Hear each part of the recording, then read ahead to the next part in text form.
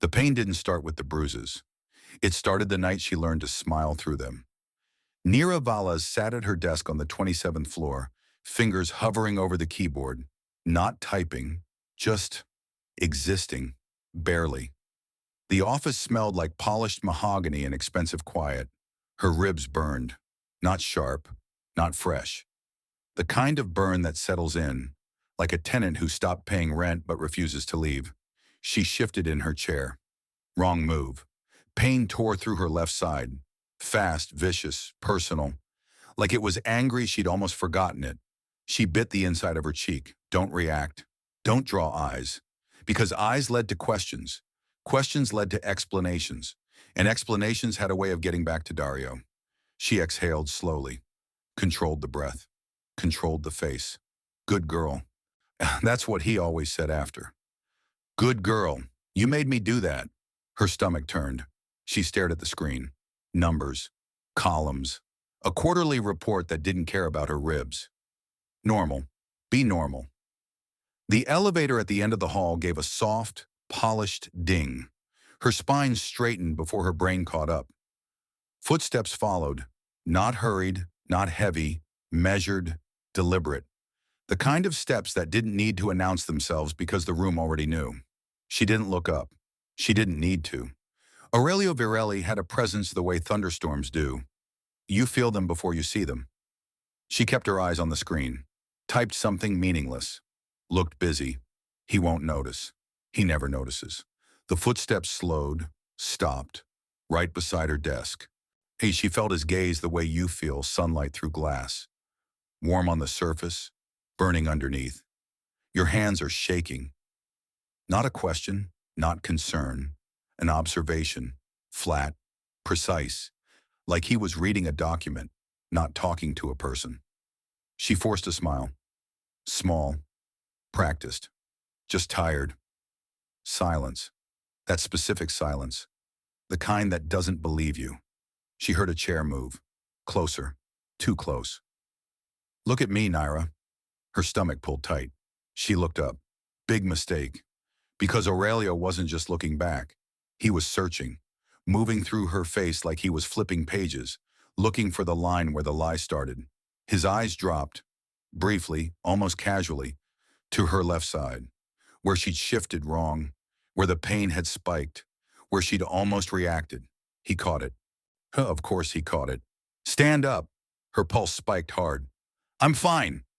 Stand up, Nira. Same volume, same tone. But something underneath it shifted. She stood. Slowly. Carefully. The way people move when every degree of motion is a negotiation with pain. Too carefully. She watched his jaw tighten. 1 millimeter. That was all. 1 millimeter. And somehow in that small movement, the temperature of the entire floor dropped. Lift your shirt. Time stopped. No. Now. Not louder. Not angrier. Final. Her hands moved before she decided to let them. The fabric rose. The truth stepped into the light. Purple, black, fading yellow at the edges. Not from one night. Not from one accident. Patterned. Repeated. Practiced. The silence that followed wasn't empty. It was full of something she couldn't name yet, something that looked from the outside exactly like calm, but wasn't. He didn't speak immediately. That was the thing about Aurelio Virelli. Most men, when they saw something that disturbed them, reacted, loudly, physically. They filled the silence with noise because silence made them uncomfortable. Aurelio used silence, wore it like a coat. He stood there looking at the bruises on her rib cage the way a surgeon looks at a scan. Detached, clinical, processing. But his hands had curled. Just slightly. Just once. Then relaxed. Deliberately. She pulled her shirt down. It's not what don't. One word. She closed her mouth. He turned and walked to the window. Floor-to-ceiling glass. As the city spread below them like something he owned. Which in many ways he did. How long? She said nothing. How long, Nira? She swallowed. It's complicated. It isn't. He turned from the window. Give me a name. Her chest tightened. Aurelio. His name. Something in her cracked, just slightly, the way old wood does. Not breaking, just warning. Dario, she said quietly. Dario Fenn. Nothing changed in his face. Not a flicker. He walked back to his own office without another word.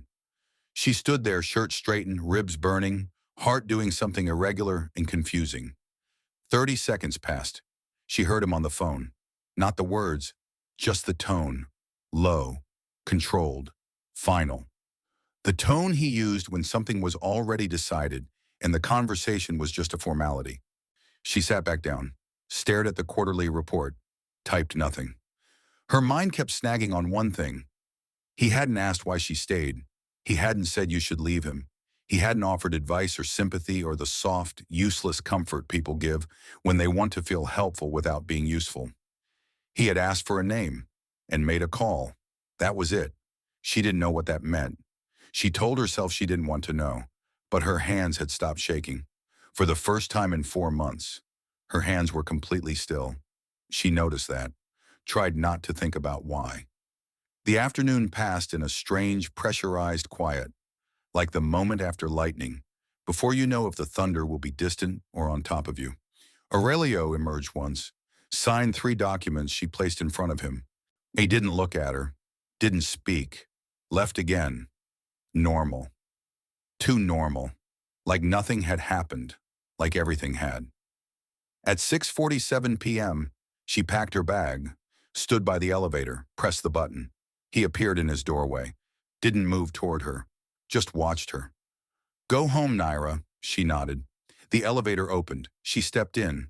As the doors slid closed, she caught his face one last time through the narrowing gap. He wasn't looking at her anymore. He was already back on his phone. And somehow, that was more frightening than anything he could have said. She took the long route home. She always did. The extra 12 minutes were the only 12 minutes in the day that belonged entirely to her. No Dario, no performance.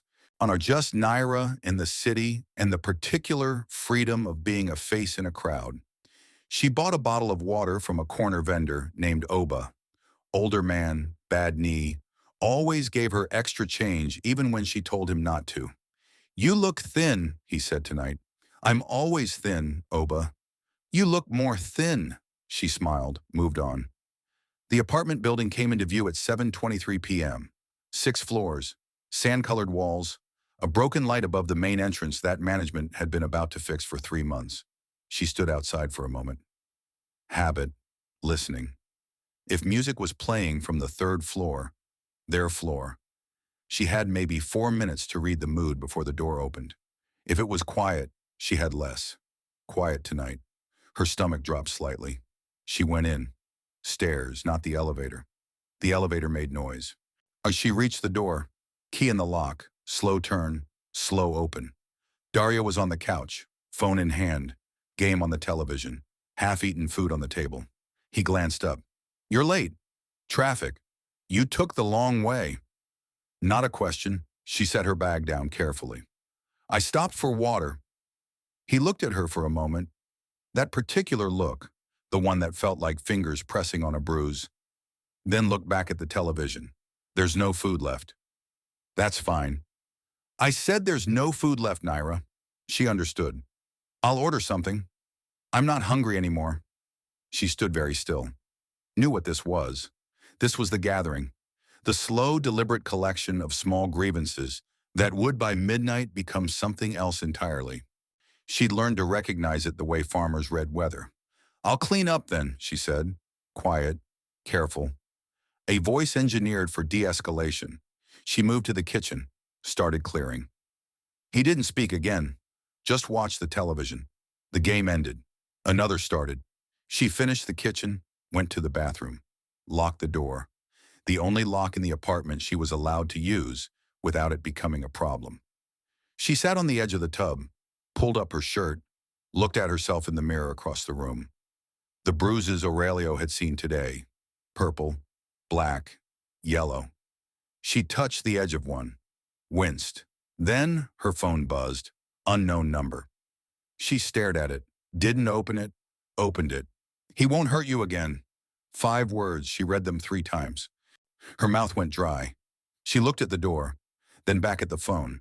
She typed, "Who is this?" No reply. She sat there for a long time, heart beating strangely. Then, from the living room, "Naira." She put the phone in her pocket, pulled her shirt down, unlocked the door. She woke up at 2:11 a.m. Dario's side of the bed was cold. She didn't think anything of it at first. He went out sometimes. Late. She learned not to ask where. But by 4 a.m., something felt different. She sat up. The apartment was quiet in a way it had never been quiet before. Not the quiet of someone sleeping in the next room. Empty quiet. She got up, checked the living room, the kitchen, the bathroom. Nothing. His jacket was gone. His keys were gone. His phone charger, the one permanently coiled on the kitchen counter like a small snake, was gone. She stood in the middle of the kitchen for a full minute, not moving. Then she picked up her phone, called him. It rang, and rang, and rang. Voicemail. She called again. Voicemail. Third time, disconnected. Her hand dropped slowly. She sat down on the kitchen floor. Not because she was devastated, because she was trying to understand the thing she was actually feeling. And it wasn't grief. It wasn't relief either. It was something colder than both. Something that felt a lot like knowing. Her phone buzzed. News alert. Local man reported missing. Dario Fenn, 31, last seen. She stopped reading, set the phone face down on the tile.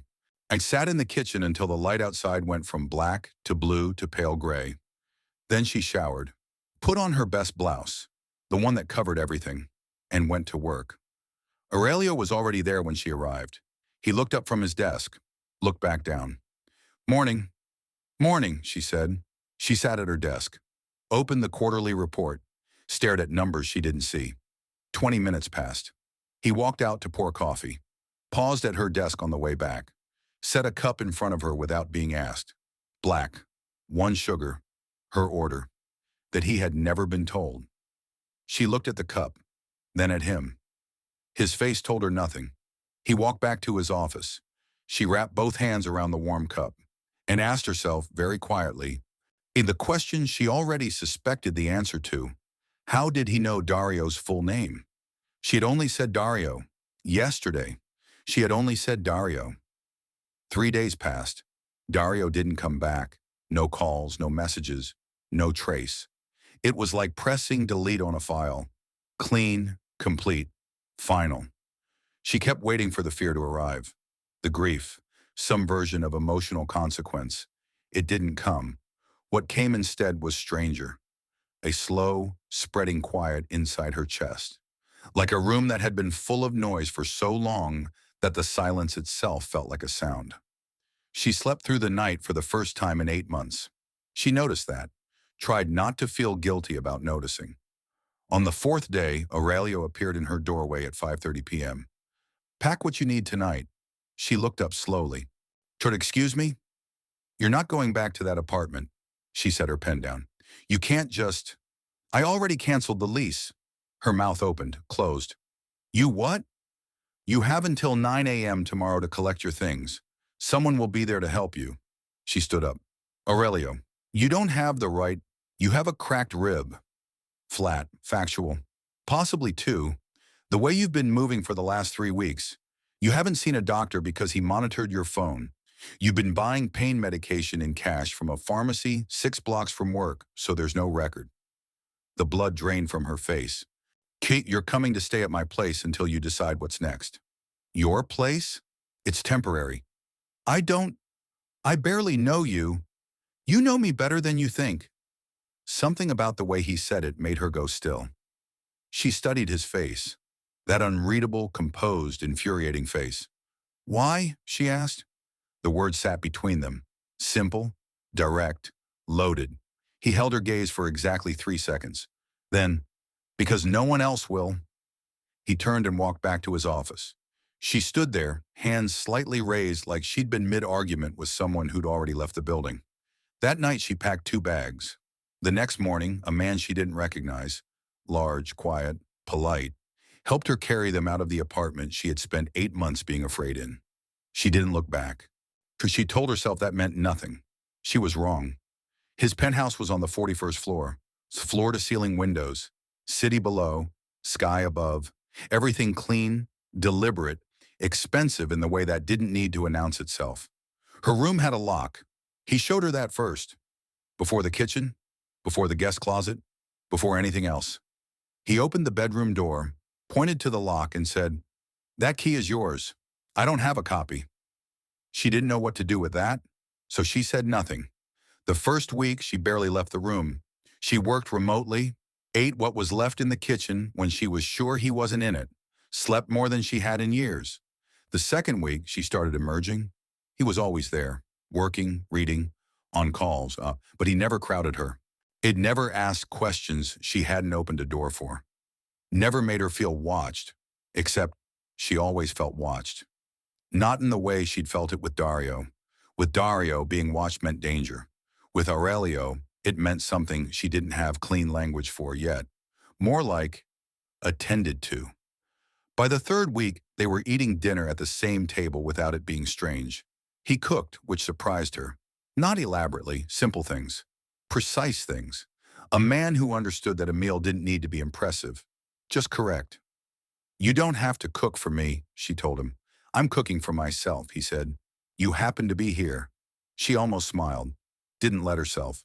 But almost. One evening she caught him looking at her. Not the searching, diagnostic look from the office, but something quieter. Something he pulled back quickly when she met his eyes. She turned back to her food, heart doing something irregular. "This is temporary," she reminded herself. "You don't know this man. You don't know why he did any of this. You should be asking more questions." She knew all of that. And still, for the first time in years, she fell asleep without listening for footsteps. That felt like the most dangerous thing of all.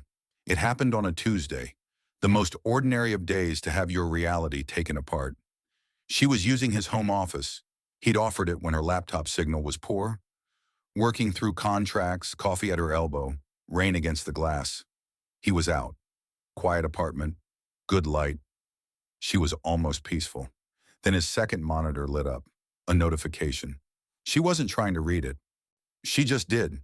A name, D. Fenn, file closed. She put her coffee down, stared.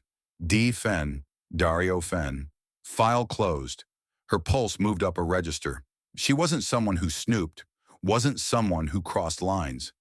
8 months with Dario had made her deeply, structurally committed to minding her space, but her hand moved to the mouse anyway. The screen hadn't locked yet. One folder. She opened it and sat very, very still for the next 4 minutes. Dario Fenn, inside on a profile. Detailed, thorough. Not police work, not journalism, research, address history, employment, known associates, and a start date. The date they met, she and Dario. Their first encounter, a coffee shop. A stranger who spilled her drink and apologized so genuinely, she'd smiled for the first time in weeks. Once she remembered that day, she had thought of it as chance, as luck, as the universe offering something gentle. The date in this file was 3 days before that meeting, 3 days before. She looked at the origin of the file, the folder it lived inside, and there, at the top of the directory, Varelli A. She closed the laptop, sat back. Rain hit the glass. She didn't move for a long time. Somewhere deep in her chest, a question she'd been carefully avoiding began to take shape. How long has he known me?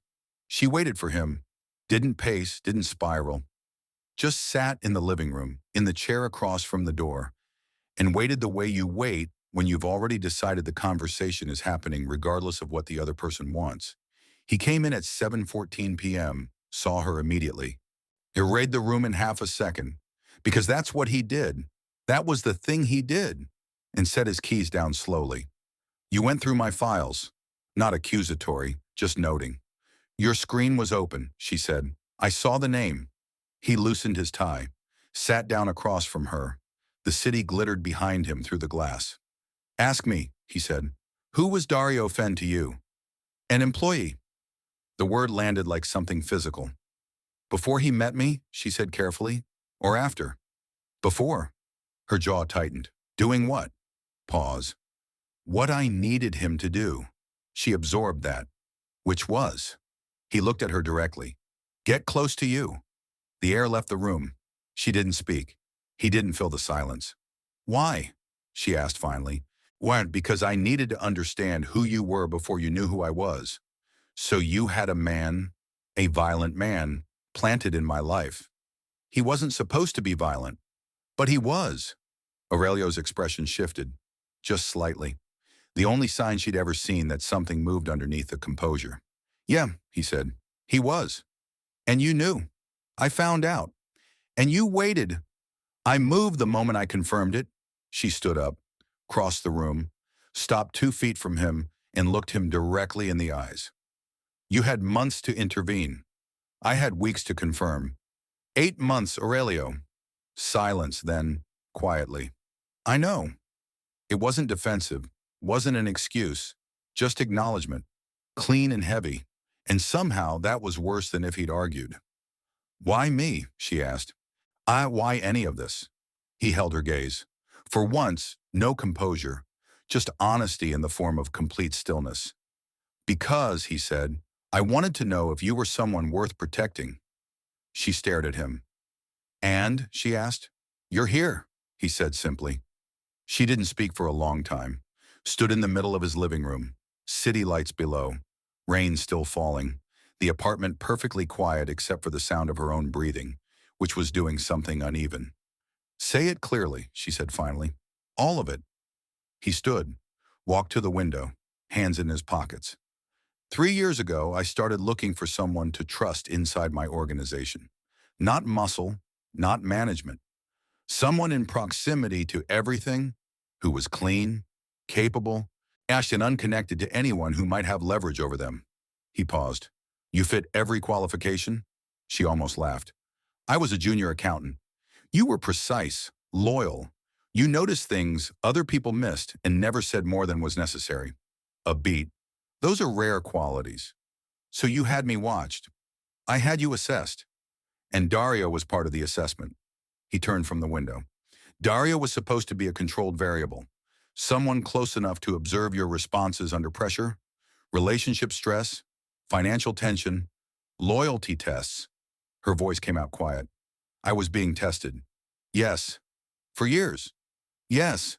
She turned away from him, pressed her fingers to her mouth, breathed. He wasn't supposed to hurt you, Aurelio said. That fell outside every parameter. When I confirmed it, I moved immediately.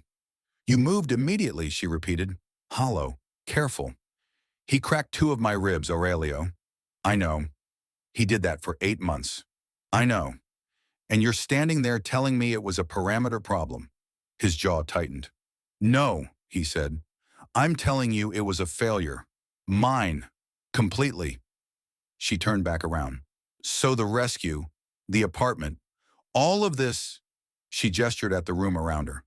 Was this part of it too? The second phase? Make her dependent, make her grateful. No. How do I believe that? He crossed the room, stopped close enough that she had to look up. Because I could have kept you grateful and controlled from a distance, he said. I didn't need to tell you any of this. You would have stayed. And you were already staying. That landed. She hated that it landed. Then why tell me? The question sat in the air between them. He looked at her, and for the first time in every interaction she'd ever had with this man, he looked like someone who didn't know what came next. Because you deserve to make a real choice, he said, not one built on a story I constructed. She searched his face. And if I leave? Silence. Then low. Then you leave. No grip, no claws, just the door. She didn't leave that night. She went to her room, the one with the lock that only she had the key to, and sat on the edge of the bed until the city outside went from lit to quiet. She thought about everything. About Oba at the corner stand saying she looked thin. When about the first time Dario raised his hand, and she told herself it was a one-time thing. About the 8 months that followed. About the file, the folder, the date 3 days before the coffee shop. About Aurelio handing her a cup of coffee, black, 1 sugar, before she'd ever told him her order. She thought about the moment he said, you deserve to make a real choice. The thing about that sentence was this. No one had ever said it to her before. Not once. In her entire life. She woke up at 6 a.m. to a quiet apartment, made coffee, stood at the window. He appeared at 6:40, dressed, composed, the version of himself the world got. He stopped when he saw her. Neither of them spoke for a moment. Then she asked, quietly without drama, "Was any of it real?" He set his cup down. And something happened in his face she'd never seen before. Not the 1 millimeter jaw tighten, not the composure. A crack. Small. Real. "Everything before I found you," he said, "was strategy." He held her gaze. "Everything after," a breath, "was mine." She turned back to the window, looked at the city below. "If I stay," she said, "it's not because I'm grateful. I know. And it's not because I have nowhere else to go. I know. It's because I decided to." "Yes." She turned around, looked at him. This man who had built her destruction and then dismantled it, who had told her the truth when the lie was already working, who had handed her the door with his own hands. She picked up her coffee. "I'm going to need full access to the financial records," she said. "And if I'm going to actually understand this organization, I need the real numbers, not the clean version." Something shifted in his face. Not surprise, recognition. "They'll be on your desk by noon," he said. She nodded, moved toward her room to get ready, stopped at the hallway. "Aurelio," he looked up, "if you ever withhold information from me again, I won't. I wasn't finished." He went quiet. "If you ever withhold information from me again," she said clearly, "I won't leave. I'll dismantle you. From the inside. Quietly. The way you trained me to." The room held its breath. Then, the rarest thing she had ever seen from Aurelio Virelli. He smiled. Small. Real. "Noted," he said. She went to get dressed. And somewhere between the bedroom door and the mirror, for the first time in longer than she could remember, she smiled too. Not because she was safe, not because it was over, but because for the first time in her life, she had chosen.